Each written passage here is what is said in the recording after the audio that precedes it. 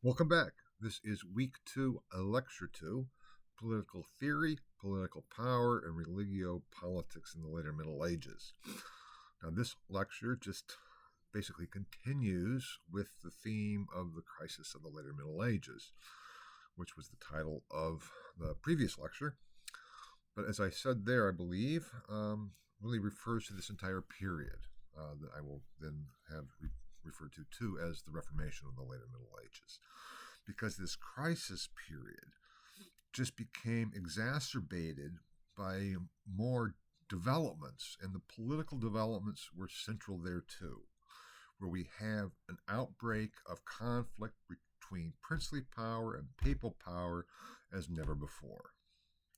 And what we'll see too is that the members of the Augustinian Hermits, the Order of the Order of Hermits of St. Augustine, became the architects of papal hierocratic theory. Now, papal hierocratic theory is just the political theory that the papacy is supreme within Christendom, and it's over the emperor and over all kings and princes. That's what it basically is, and that the Augustinian hermits became the architects thereof. Now, why is this important? It's important in and of itself, but it's also in terms of where this course is going, because, as I've mentioned before, I believe Luther was a member of the Augustinian hermits. The question is, did he follow his order's political positions? Did he follow his order's theological positions? Did he even know what those positions were? And that's something we'll get to later, of course. But the conflict between Luther and the papacy at the time is the central conflict that leads to the Reformation of the 16th century, first with Luther's Reformation and then thereafter. So this is kind of setting the background to some of the political ideas that were floating around and the conflict that is ongoing from the early 14th century all the way into the early 16th century and beyond between who has authority. Now, that authority and that conflict had been there from very early on with the whole emergence of Christendom, in some ways going back to the crowning of Charlemagne, when the Pope crowned Charlemagne, which is symbolic of, or was symbolic of, the Pope having the authority to crown the emperor, to name the emperor, and be in charge of Christendom. Whereas the emperor is like, no, I'm in charge, you work for me. So that's the conflict that had been there throughout. But what we see the beginning of the late 13th century, beginning of the 14th century, is a breaking out of this conflict in ways previously unimaginable. So that's kind of the context of all of this and what we're doing, and how this relates to the general late medieval crisis that we began last lecture, that will just continue in some ways for all these other lectures before we get to the 16th century and Luther, because it's all part of the same thing. And as I will be portraying Luther, he was both the culmination of the Reformation of the later Middle Ages and a new departure. But we will get there when we get there. So today we're going to stop back and look back to see how this conflict all came about. And we have to then do so by returning to the late 13th century and the death of Nicholas IV in 1294, the Pope Nicholas IV. Now, as I hope you know, Nicholas IV, as a pope, dies, and there has to be an election. The cardinals have to elect somebody to be the new pope. There was one cardinal, Benedict Gaetani, who definitely wanted to be pope. But the Gaetani, as a family of Italian politics, and this is all involved too in Italian politics, was seen as they were seen as the nouveau riche, the newcomers. Even though their wealth dates from the early 13th century, they can't trace it back to the 12th or 11th century, as some of the other major Italian families could. So Benedict wanted to be pope, but he really couldn't pull it off politically at this time. And so the cardinals had a hard time, because actually, I think I misspoke earlier, Nicholas IV died in 1292, not 1294. He dies in 1292. So there has to be an election, and there is this gap of not being able to find somebody that the cardinals could agree upon to elect as pope. They finally chose a compromise candidate. Now we will see the issue of a compromise candidate again and again.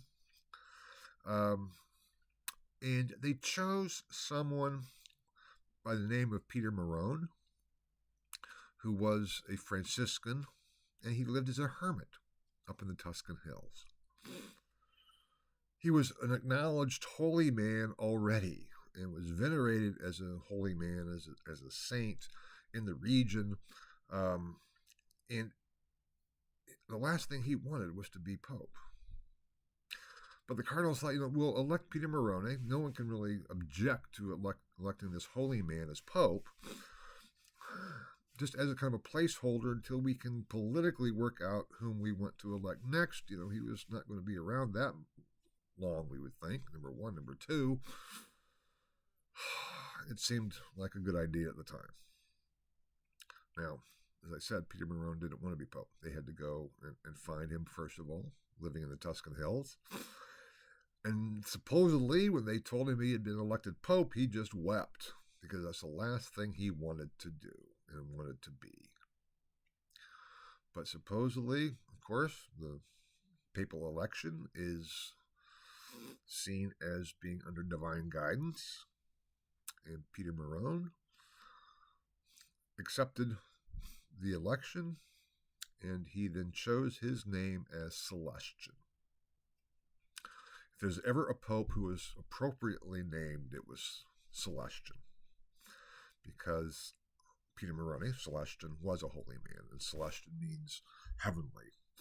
And he was the fifth such Celestian, so he was known as Celestine, or Celestine the fifth.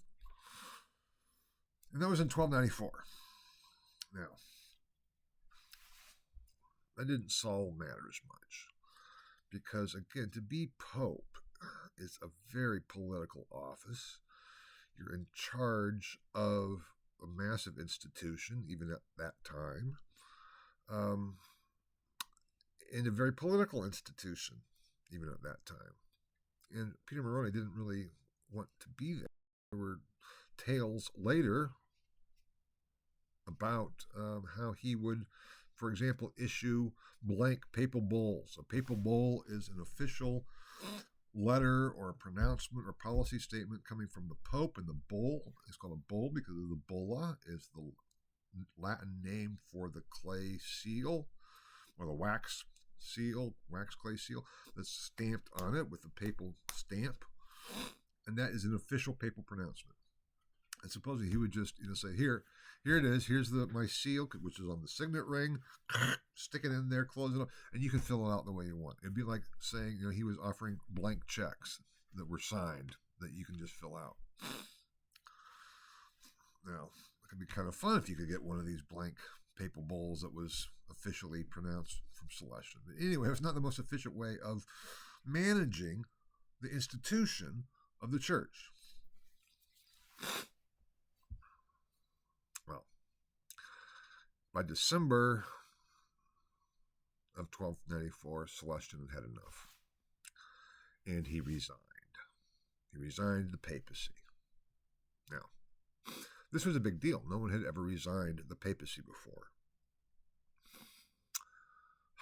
This gets where it gets really sticky, because we have reports, and we have these reports, coming from some of the cardinals from the Colonna family, who were one of the older families in Italy and were very much opposed to the rise of the Gaetani, that Benedict Gaetani was behind all of this.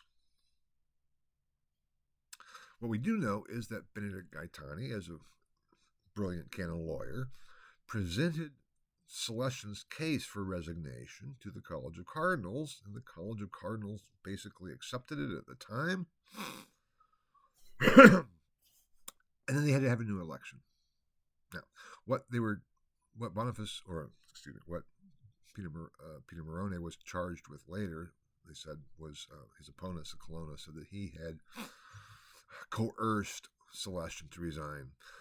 Now, knowing that Celestion was a holy man, supposedly, and this was an actual accusation, even if I'm going to be dramatizing it, so it's not an actual quotation, but they did accuse him of doing this, that Peter Morone went to the bedroom, Celestion's bedroom, at night, through the window, and said, Celestion,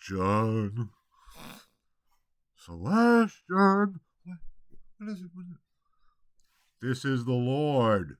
Oh, Lord.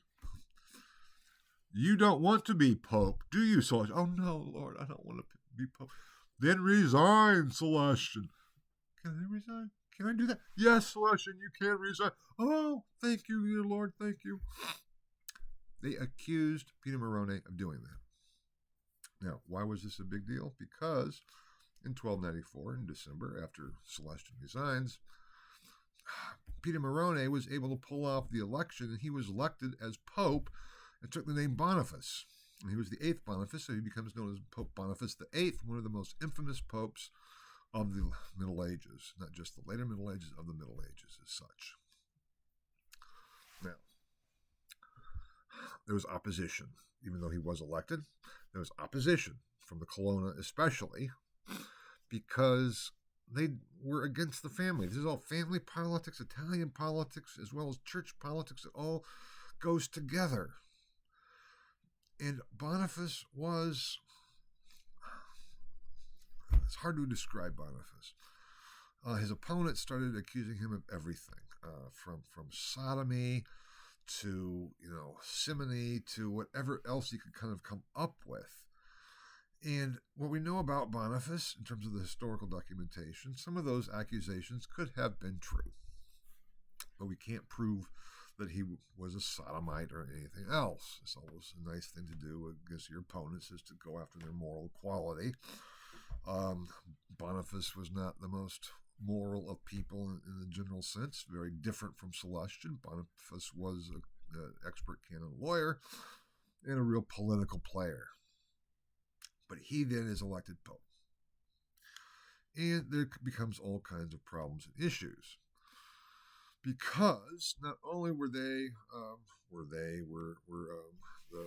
his opponents, the Colonna and others, charging him with having coerced Celestion, but also said he's not legitimately Pope, because you cannot resign the papacy.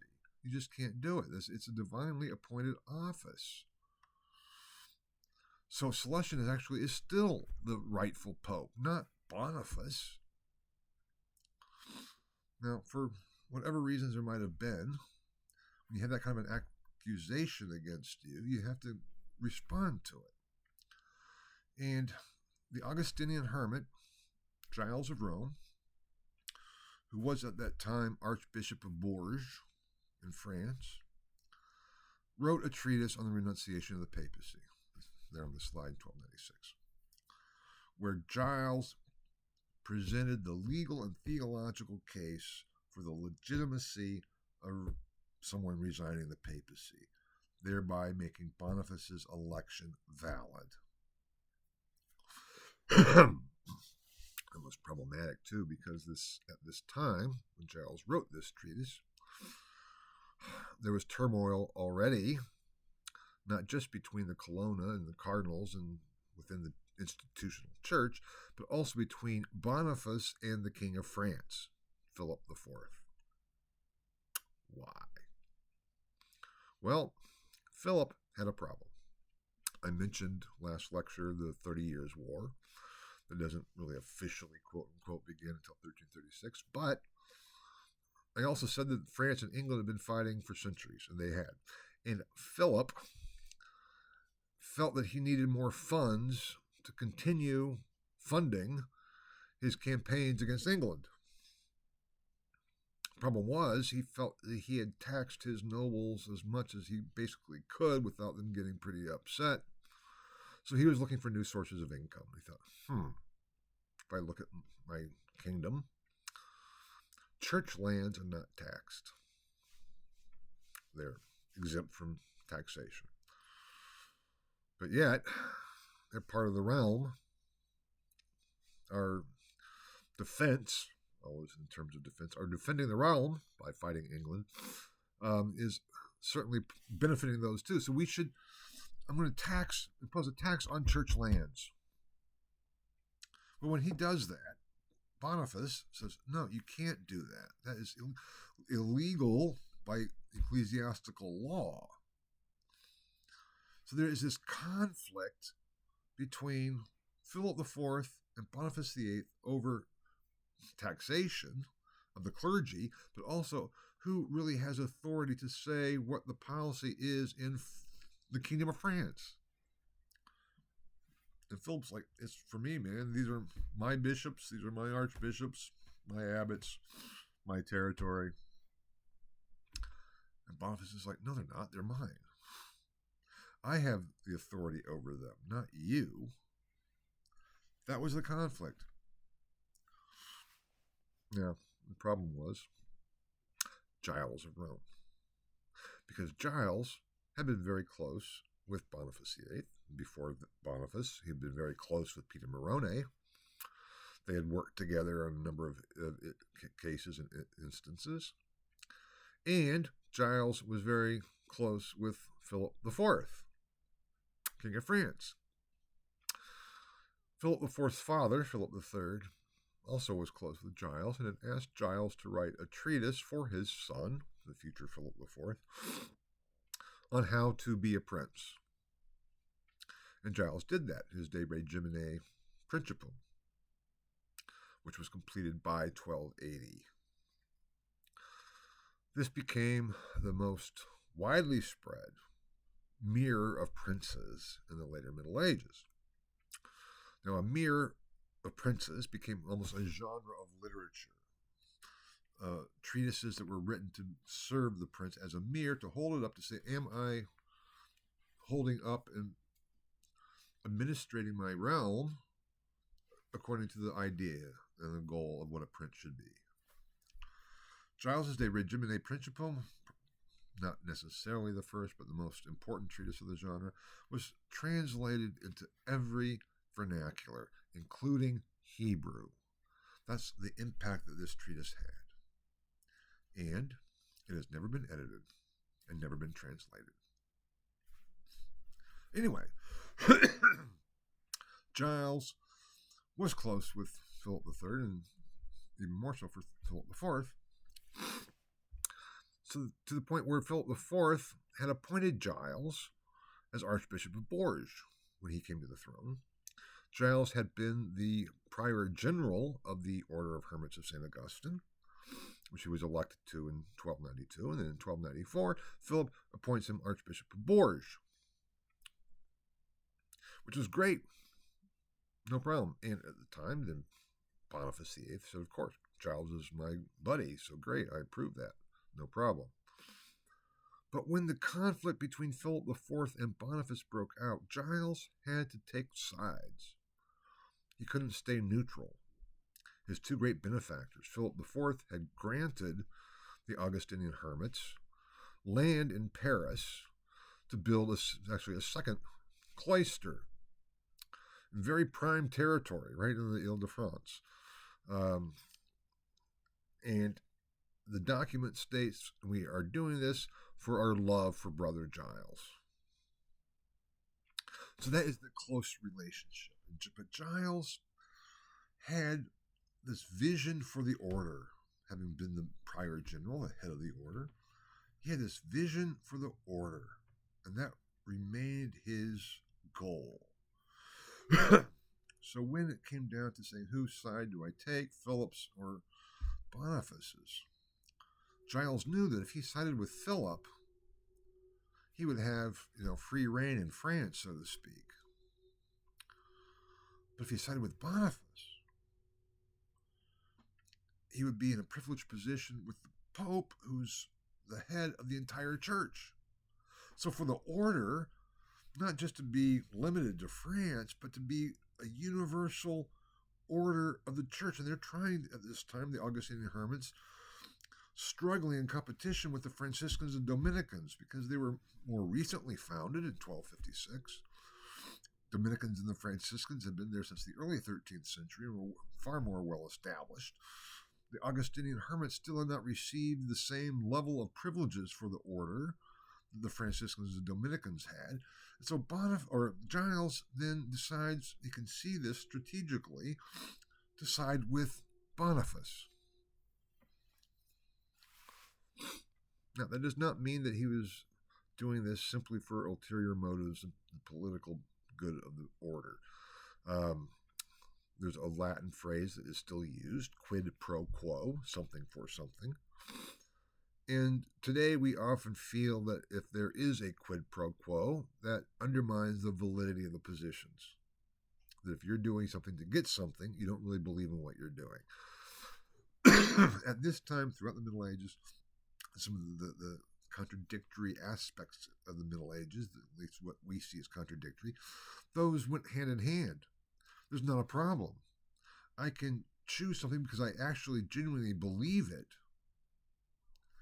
as well as saying, well, yeah, and it does benefit me or my cause or whatever. So it does not necessarily delegitimize the theory behind it or the sincerity thereof. It just means that these things that we see as in tension, if not contradictory, they held together. So when Giles sides with Boniface, it's not simply being strategic for the order or for himself. It is also because he believes that. Now, that's maybe hard for us to understand, but that's something we need to kind of get through our heads and try to grasp. That somehow these two things can be held together. Okay? In some ways, a lot of the Middle Ages, especially later Middle Ages, can be seen as the harmonization or holding together of opposites. Things that we would say are separate, they would somehow see as just two sides of the same coin, so to speak. Now, Giles had already been appointed by Boniface Archbishop of Bourges, one of the major archbishoprics in France. Philip was happy with it. But when Giles writes his treatise defending Boniface against the attack of the Colonna, because what happened was Philip, who's also then in tension with Boniface, hooks up with the Colonna in Rome, Boniface's other opponents, to have kind of a whole campaign to get rid of Boniface. And Giles sides with Boniface, leaves Bourges and goes back to Rome. And the die was cast, so to speak. And it just got worse because Philip continued to feel that Boniface was interfering in France. He even forged a bull, or had a bull forged, meaning not an authentic papal bull, in which it was claimed, supposedly, that Boniface was claiming that he had the right to interfere in the internal affairs of France. I think I mentioned last lecture, the one before, in Basic Structures of Christendom, the phrase in causa peccati, in the case of sin. That was the whole point, in the case of sin. So if Philip was sinning, Boniface could interfere. Not that he's interfering in the affairs of France. He's just telling Philip, as his part of his flock, what you're doing is wrong because it's a sin. And to tax the clergy is a sin. So there's that tension there too. But the effects of what Philip was doing was riling up opposition to Boniface within France. What do we do? They kind of worked out a solution and they agreed, okay, you can tax the clergy, but you have to get my permission. So in this case, I do give you my permission, but you can't do it without my permission. But it just goes further. What do we do about Philip? If I'm Boniface, he's a thorn in my side. What do I do about him? If I'm Philip, Boniface is a thorn in my side. What do we do about it? Well, Boniface says, it's kind of enough is enough with this kind of conflict, and calls a council, a church council, to meet in Rome. Giles of Rome was there, but very few of the French bishops or archbishops actually went. They stayed in France and did not go to the council or conclave, and not much was done. They condemned some of Philip IV's positions, but didn't really come out. It was more of they condemned his military leaders, Philip the Flute, who was also militarily causing Boniface problems by invading different places. But they didn't outright condemn Philip. They condemned some of the actions, but not himself, etc. And then they left. They thought, okay, well, this will be fine, good enough. And they left. So Boniface was left there saying, what do I do? What do I do? This is 1301, 1302. Well, Giles of Rome had written another treatise for Boniface, a treatise De Ecclesiastica Potestate, or I always get that mixed up. Is it De Potestate Ecclesiastica? I think it is. But anyway, on ecclesiastical power. And this treatise became also very widespread and influential as being kind of the basis for the papal political position. Because Giles argues very strongly that the Pope is in charge. The Pope is in charge.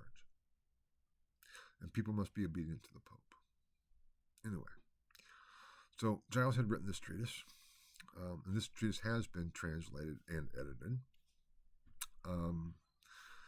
And Boniface had it on his desk. So with this treatise of Giles, after the closing of the council, which didn't do all that much, didn't solve the problem for Boniface, he said, okay, I need to take matters into my own hands. And he issues a bull, which became the most infamous bull of the later Middle Ages, with the title Unam Sanctam, which is, papal bulls are known by the first words with which they start, and Unam Sanctam started this bull, which means one holy, and it is from the creed, I believe, in one holy Catholic and Apostolic Church. That's what Boniface was emphasizing. Unam Sanctam came out in 1302. And it's been seen as the most radical expression of papal authority of the Middle Ages. I already mentioned, I think, in the basic structures of Christendom, the conflict between Emperor Henry IV and Pope Gregory VII and his Dictatus Papae. What Gregory wrote in this treatise Dictatus Papae back in 1075 said was, we can't claim that was his official position. Scholars was not really sure what to make of it. But what Boniface did basically is made a lot of the positions of Dictatus Papae official church positions and doctrines. And he did so using Giles's treatise, at times word for word, where he cut and pasted from Giles' treatise, put it into his bull, Unam Sanctam. That will solve the matter. I've had my say now. Now, the problem was, Philip IV was appalled. He was appalled that any pope would claim such powers and authority. Because what are we going to do? We need to bring Boniface back to Paris to try him for heresy, because what he is doing is heretical. Now, keep that in mind. That's important. And so often, again, as I mentioned previously, in the Middle Ages, it's popularly conceived as this age of faith where everybody just followed the Pope, didn't think for themselves, which that could not be further from the truth. And this kind of shows it, because Philip thought Unam Sanctam was the most outlandish possible position a pope could take. And he thought, we have to do something about this. We have a renegade pope. I'm going to take matters into my own hands. He sends a contingent to go pick up Boniface, which they try to. They found Boniface in his family estates in Anagni, 1303, outside of Rome. It's a little town. They fought their way into the villagers. Yeah, they had it wasn't a huge force, about 300 soldiers. They found Boniface, and not Philip was not there. Philip IV did not go along. He sent his top military advisors and leaders. They found Boniface there in his bedroom.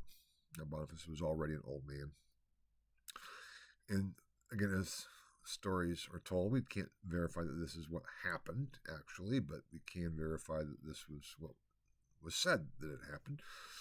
Boniface, when he saw him, got out of bed, opened up his nightshirt, and said, "Here's my head. Go ahead." Well, Float, Peter Float, who was in charge of all that, had to decide, what do we do? We're supposed to capture him and bring him back to Paris. But here he is. We just whack off his head right here and now.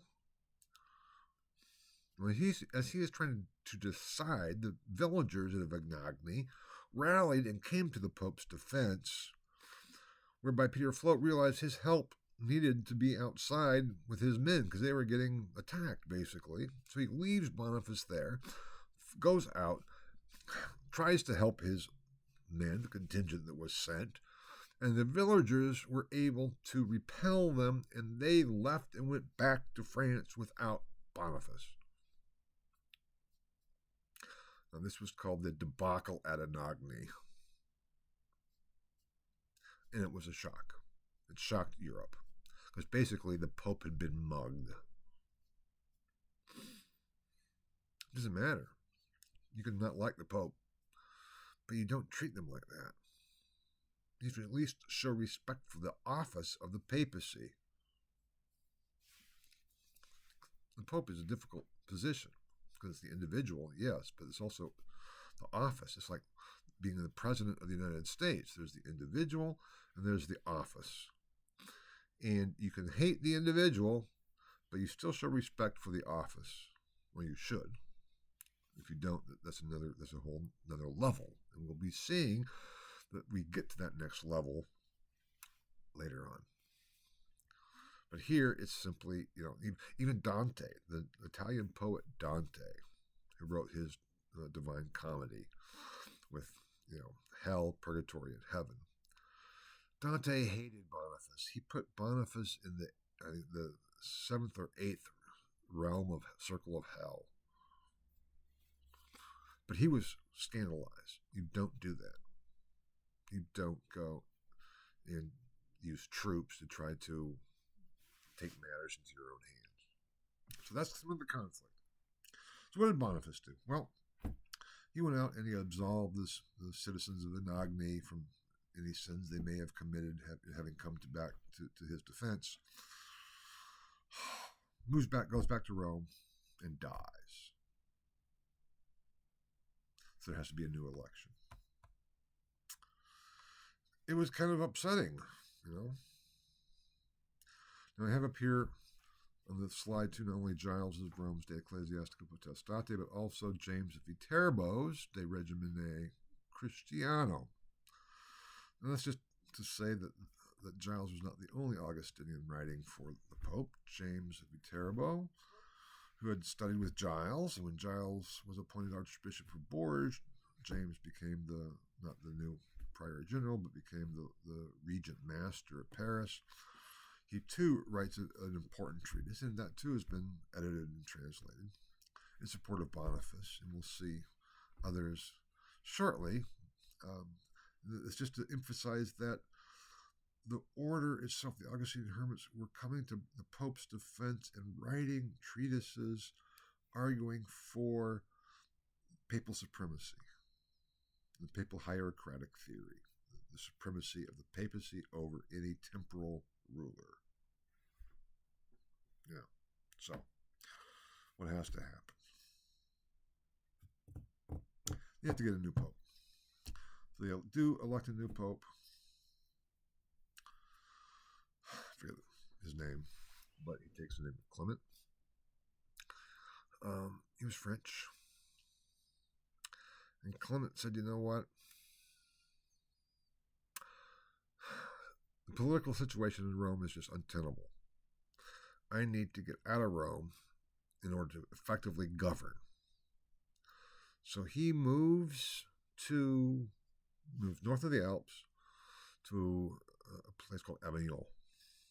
Avignon technically was not part of the Kingdom of France. It was technically the Empire, but yet it was French. It was close to France.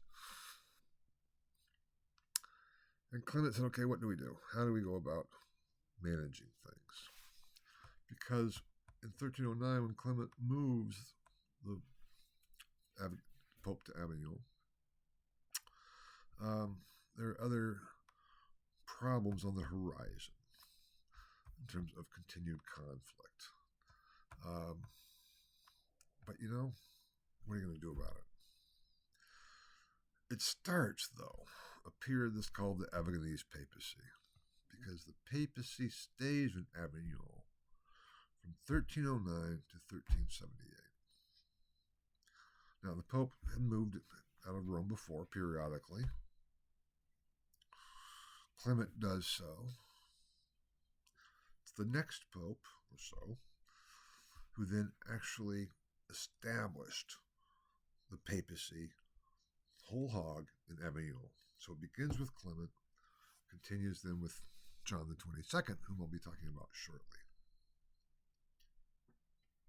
This gets us to the next conflict that was already brooding on the horizon, the forbidding of the coming storm. That we've just gotten through this conflict with Boniface and Philip IV. Something even worse seemed to be about to hit, and that's indeed what was going to happen. Which then brings me to that next slide. Imperial-papal conflict, John the 22nd and Louis of Bavaria. Now, it's not just anymore the King of France. This is now between the Emperor and the Pope. Now, Clement, realizing that there were some issues with the Emperor, because the Emperor at the time, Henry VII, was very much concerned with reasserting imperial control over northern Italy, and to survey the empire, what was technically all those places that were subservient and part of the empire. What do we do about it? So he's making waves that is causing the Pope to worry. Now, Clement says, okay, we're going to get a plan. And he calls on Robert of Anjou, who's the King of Naples. Robert of Anjou, as Anjou, he was also Duke of Anjou, King of Naples, was known as the Papal Vicar.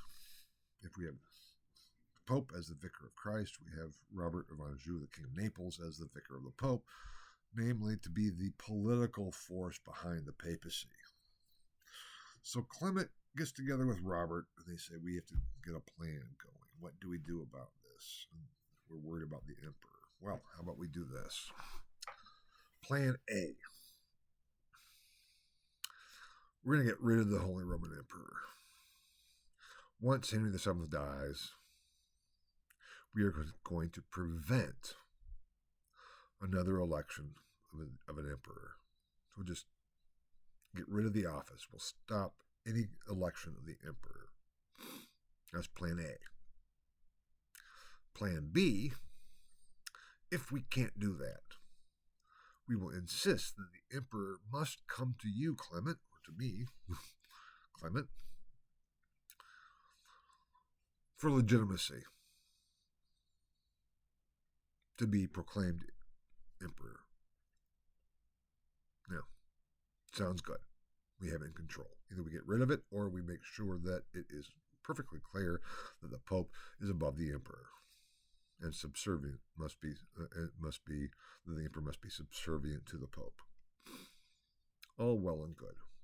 Problem was, things got really heated up. Because Henry VII realized something. He said, you know what?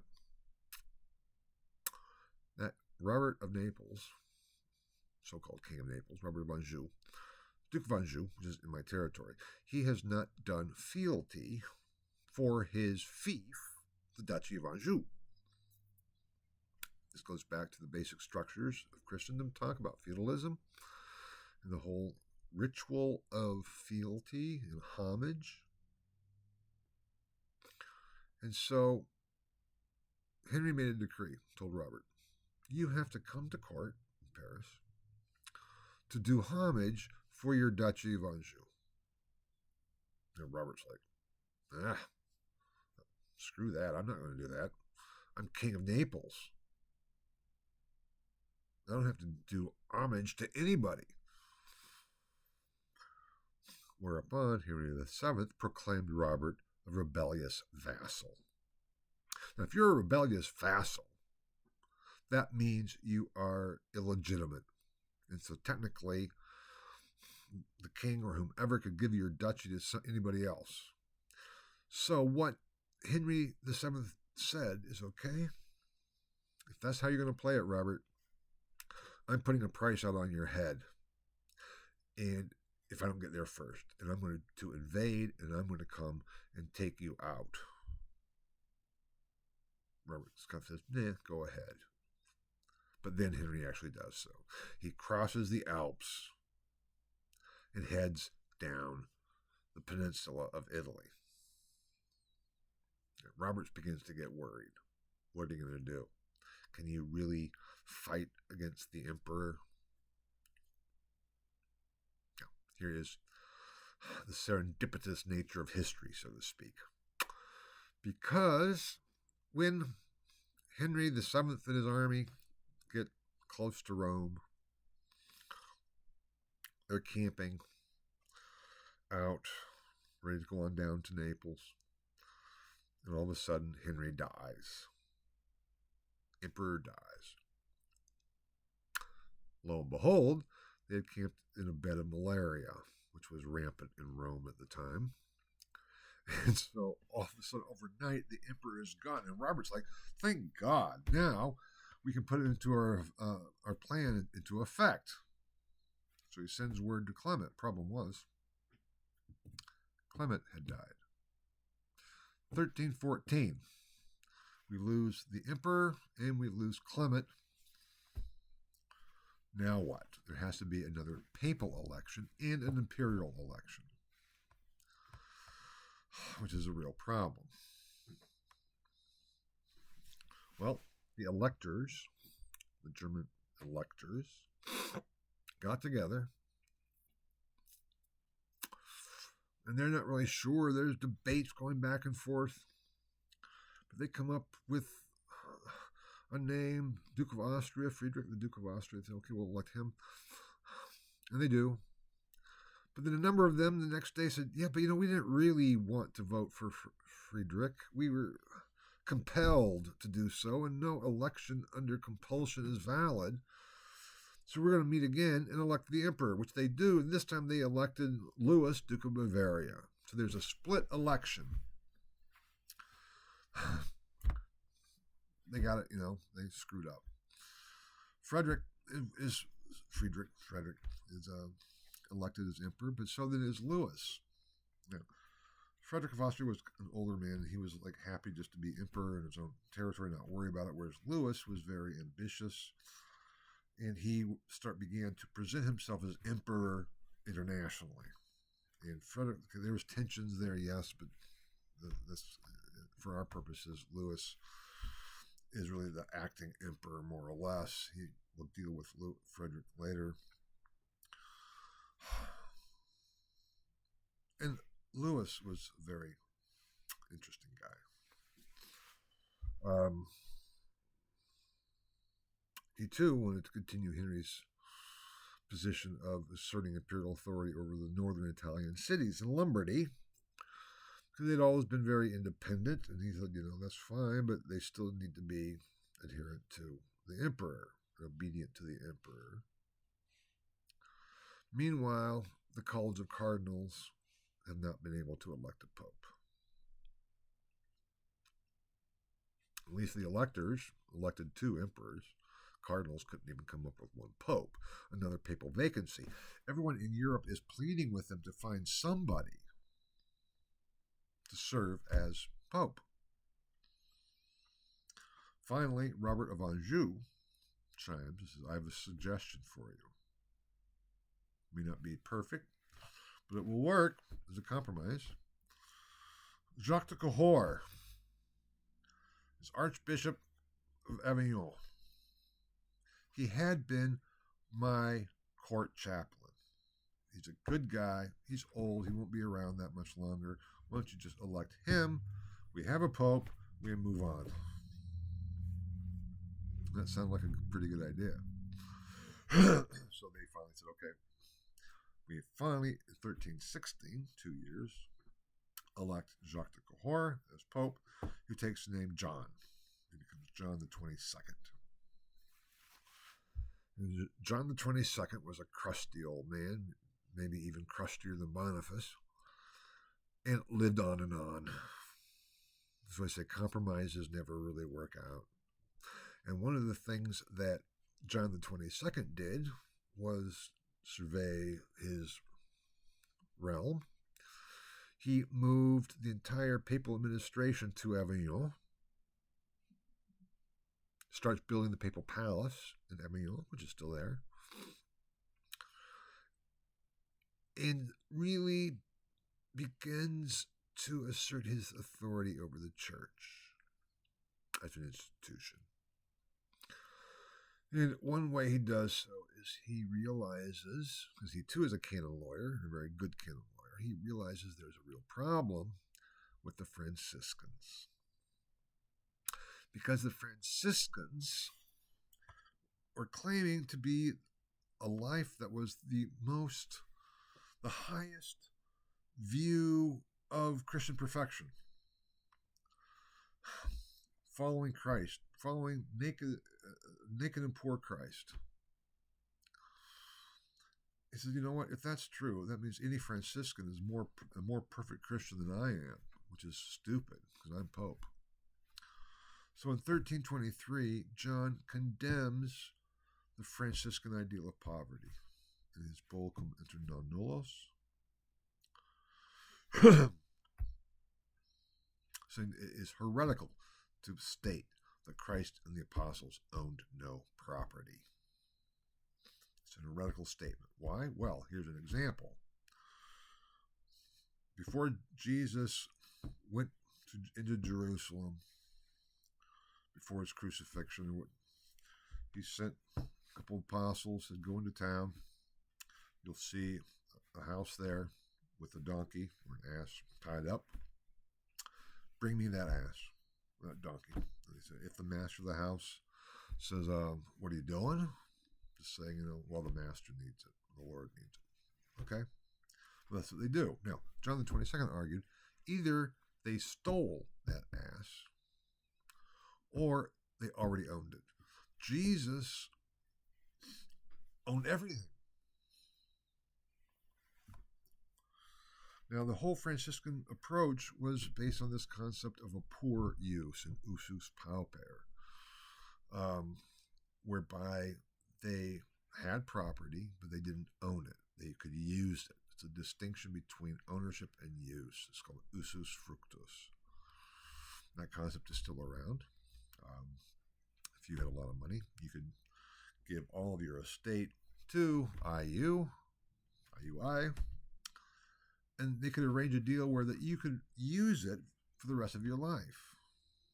That's the usus fructus. Anyway, that's not the point here so much as the fact that John the 22nd realized there was this issue, condemns the statement that Christ and the apostles owned no property. And the Franciscans were like, what? You just condemned the basis of our order. What do we do?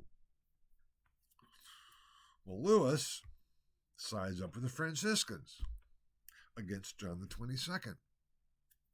Because John too tells Louis, you're not emperor. Plan B. You're not emperor. You have to come to me to be emperor. And Lewis says, no way. We have letters back and forth that John the 22nd writes to Lewis, saying, Lewis, Duke of Bavaria, who's pretending to be emperor. And Lewis will write to Jacques de Cahors, who's pretending to be pope. It's that kind of tension that is going on. And it had been, same kind of tension between Henry the Fourth, Henry the Seventh, and Henry the Fourth and Gregory the Seventh. Anyway, it's that kind of tension.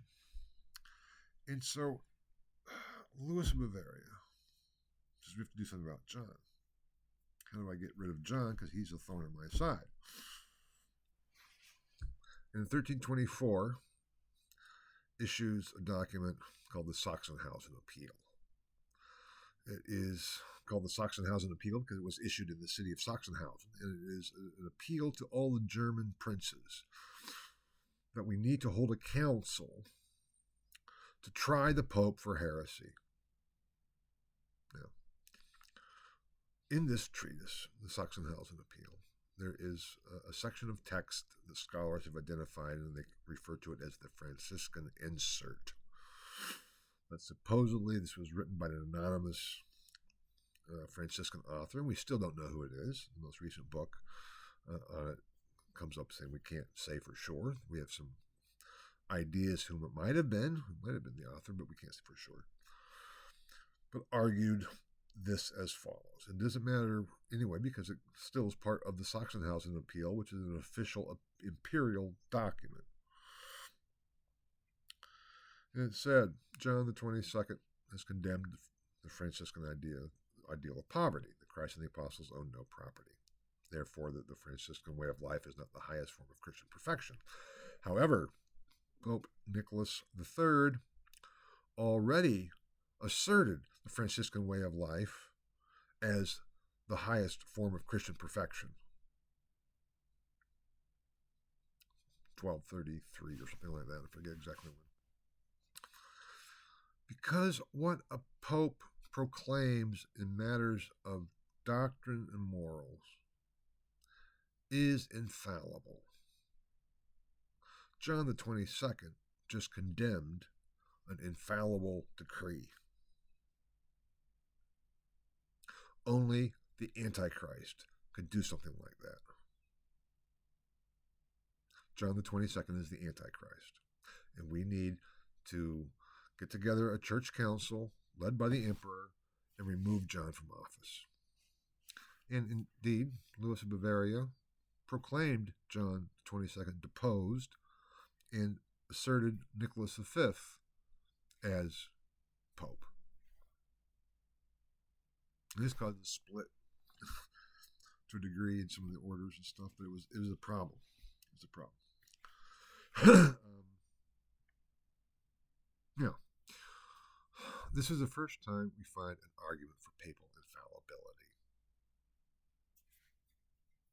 This is the origin. There's a great book by Brian Tierney, going back to the late 70s, The Origins of Papal Infallibility. Now, Tierney himself was a Catholic, and this book kind of got him into some hot water because it's basically arguing that this kind of radical faction of the Franciscan order had come up with this argument for papal infallibility. When John heard about this, supposedly he just laughed. He just laughed because it was ridiculous. He says, I'm not infallible. My predecessors, my bozo and predecessors are not infallible. If they're infallible, that means I am limited by what they have said. The Pope is not infallible. The Pope is supreme. Infallibility, supremacy. Very different. And infallibility was put forward to limit supremacy. So John may have laughed, but still was out there in a document. Now, also in 1324, another treatise was written by an Italian by the name of Marsilius from the town of Padua, who had studied at the University of Paris. And he wrote this treatise called The Defender of the Peace, Defensor Pacis. It was the most radical political treatise of the Middle Ages because Marsilius argued that the papacy should be abolished. I think I mentioned this before. Yeah, but this is in 1324. The papacy should be abolished. Because why? The Pope is interfering in secular temporal affairs. That's not right. The Pope is supposed to be a spiritual leader. Now, Marsilius argued that every state needs a priesthood, basic function of life. And in a Christian state, which is the only true religion, we need a Christian priesthood. That is almost divinely established. But the hierarchy, that's a human institution. Yeah. If the human institution, we can get rid of it, we can change it. We can't get rid of the priesthood, but we can certainly get rid of the papacy. And Marsilius referred to Louis as the defender of the peace. Now, in Marsilius' own view, he was from northern Italy. Something called the legislator has the authority. And the legislator is not always necessarily the prince or the emperor. And Marsilius has been argued was more, quote-unquote, republican, like the North Italian cities, than he was imperial. But yet, in this context, he is dedicating his treatise to Louis, referring to him as the defender of the peace because the papacy is interfering in temporal affairs, which is cause of the lack of peace we have here in Italy. It's all because of papal interference. Now, this was a problem. What do we do? Because John gets hit kind of with a double-barrel shotgun in 1324. The Sachsenhausen appeal and the Defensor Pacis, or Defender of the Peace by Marsilius. What do we do? Well, he turns to the Augustinians and asks the general of the order at the time, prior general, William of Cremona, to refute these 6 theses drawn from the Defensor Pacis, which William does in a treatise that he sends to John. And John uses that treatise as a basis of his bull in 1328 condemning Marsilius as Defensor Pacis. Moreover, another Augustinian hermit by the name of Augustinus of Ancona wrote a work that still has not been translated or edited, the Summa de Potestate Ecclesiastica, the comprehensive treatment of ecclesiastical power, which he sends to John. Now, Augustinus of Ancona at the time is the chaplain to Robert of Anjou. This is a massive treatise. It's been little studied. I could go on and on and on about this as I could about Marsilius. I've written a lot about all of this.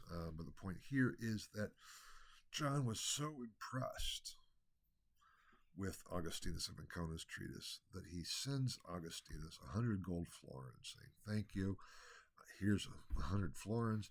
I'll continue to give you an annual salary of 10 gold florins if you continue to write books for me." Now, why? Well, I can't go into all the details, but Augustinus of Ancona argued that, well, yeah, the Pope is infallible, and the Pope has all the powers of Christ. Now, John hears that, like, cool. Problem was, Augustinus was also seeking the boundaries. What he says is the Pope is infallible as long as he does not err. So we have a fallible, infallible Pope. So the Pope is infallible unless he's in error. Great scholastic argument. Does he have all the powers of Christ? Yes, but he doesn't have all the knowledge of Christ. And that came to the issue of purgatory, because he said that, can the Pope empty purgatory? Augustinus of Ancona says, yes, the Pope could, because the Pope has all of Christ's powers. But he says that if he were to do so, he would err because he doesn't have all of Christ's knowledge. So, on the one hand, he can, he can't. Another issue, does the Pope have to live in Rome? He says, no, the Pope is head of the universal church. The Pope can live anywhere. He says, but the Pope is also Bishop of Rome. And as Bishop of Rome, he is required by necessity to live in Rome. Where was John? Avignon. That's this critique that Augustinus puts forward, even though it is the most complete, most extensive treatment of papal hierarchic theory, or the theory of papal supremacy, that had ever been written. Far more extensive than Giles of Rome's on ecclesiastical power. John obviously was not reading that carefully enough, or only reading it selectively, hearing what he wanted to hear. Augustinus' point is, are there bad popes? He said, yes, there are bad popes. There have been bad popes. There still will be bad popes. But he says, do we have to obey bad popes? Yes, we have to obey bad popes. No one can judge the pope except for God. So we have to obey a bad pope unless the pope proclaims something heretical. So if the pope says everybody has to worship Satan, you don't follow that decree.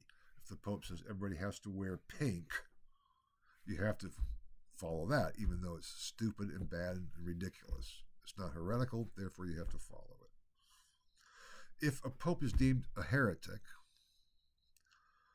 they are, by that very fact, no longer pope. Just like, as I said, with a rebellious vassal, is no longer really a vassal, because he's not a legitimate ruler, because they've rebelled. So if a pope is a heretic, it's a contradiction in terms. So if a pope starts out as legitimate but falls into heresy, there is a papal vacancy. That pope is no longer a legitimate pope at all. That's the issue and the problem.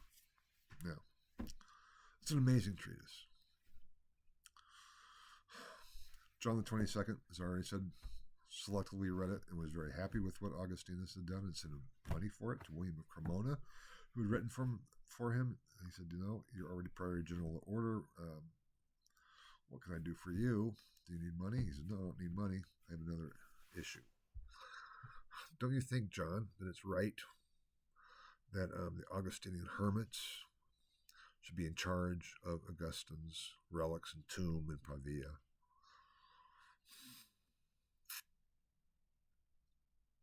John says, yes, I do. So on January 13th, 27, I'm not sure what date it is actually, John issues his bull Veneranda Sanctorum, proclaiming the order of hermits of St. Augustine as the true sons of their father, leader, teacher, and head, St. Augustine. Now, this gets to be a whole mess, which I'll be talking a lot more about next lecture, but this is kind of the context. So what happens then in this all context between Louis and John? Louis ends up invading, goes to Rome, sets up his own pope. Who was with him on his invasion of Rome? Marsilius of Padua. But keep in mind, John the 22nd is in Avignon. Louis sets up camp in the north, the cities, the North Italian cities say, you know what? Yeah, we're supporting him as long as he supports us, but now he's just kind of ruling all over us. And they rebel against Louis, kick him out, and he has to go back in 1330, north of the Alps. He never goes back into Italy. The Franciscan problem is unsolved, even though the damage had been done, so to speak. It's a real mess. Supposedly, John the 22nd spent 2/3 of his income on mercenary soldiers to fight Louis, some led by cardinals.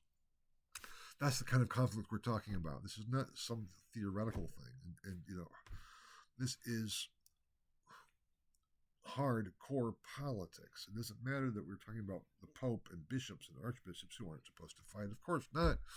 But they did, and they do. Prince bishops, who were becoming prince bishops. Emperors were supposed to be following the Pope, but yeah, right, Louis, tell that to Philip IV of France. That's some of the issues that are involved in a problem. So it is really a mess, both theoretically and practically. And I have up here a crisis of authority, and that it certainly was, because if we don't know who's in charge, what do? Is it the Pope or the Emperor? Is it the Pope or the King of France? It depends on whom you ask. Just because Augustinus of Ancona also refuted a lot of the stuff, the arguments of Marsilius implicitly. He never cites Marsilius, but they're implicit arguments referring to them. We'll hear more about that later too. There's this problem. The Pope has just been called the Antichrist by the Emperor. There's political, military conflict. John the 22nd called for a crusade against Louis of Bavaria. That's what we're getting at. And so it's the issue of the common Christian. Like, whom do we believe? Who's right? The powers that be are failing because they are in conflict. How can we deal with that? Especially in this period where we have famine, soon to have plague, ongoing war and death everywhere. And now, on top of all that, we have a major political crisis and a failure of leadership of Christendom. That was the situation. Because in 1328, as Louis is invading Italy, the famine had just gotten over with in Northern Europe. In the midst of the crisis, in terms of the papal vacancy, between 1314 and 1316, the famine was just beginning in Northern Europe. And then, boom, after Agnagne, 20 years later, now we have it all back. Worse than ever. What is going on? This has to be the signs of the times. If we thought the world was ending, yes, here is almost conclusive proof. Antichrist has been revealed as the Pope. That provides the context. Now, this crisis will just continue, and it will even get worse, as we'll see later on. But next lecture, I'll be coming back to this issue of the Augustinian hermits supporting the papacy and what that meant and would mean for the later developments from there on out. Thank you very much, and I'll see you again soon.